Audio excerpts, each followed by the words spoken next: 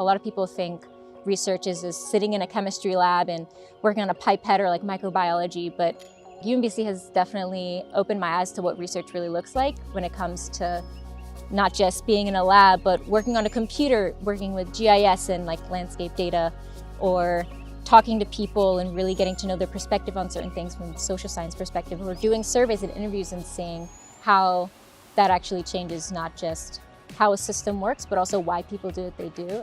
There's just a lot of available talent here, and we're able to really capitalize on that.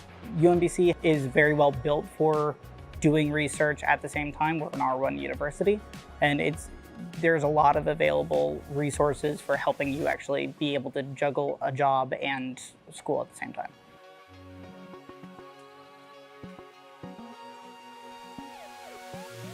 Some of the few, I think, very cool and unique research opportunities on UMBC's campus is what we call SARA, which is not a name, it's an acronym for the Conservation Environmental Research Area. It's where not just graduate students, but actually undergraduates within the Geography and Environmental Systems department or even other departments can go in and research in different ways.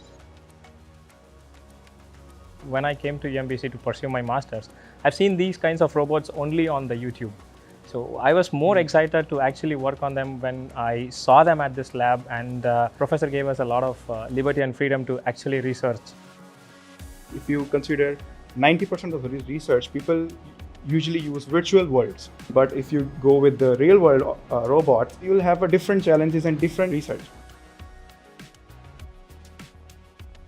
We're lucky enough to have not one, not two, but 3 spots, which I don't see anywhere else. And that's allowed us to actually go towards goals of swarm robotics and things like that, where without those resources, we wouldn't be able to explore these types of questions. There's a lot of different techniques that I use to travel with, and so this includes basic cardinal directions, mental mapping, remembering different routes, and things like that, listening to sound cues, using those to orient myself, asking people for directions. I think it's really difficult to do a tactile map correctly.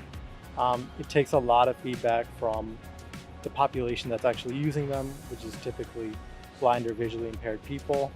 For so many reasons, maps are so different tactilely, and I think when done right, they definitely can be very helpful and can give us a great big picture idea and sometimes a detailed idea of how to navigate. So UMBC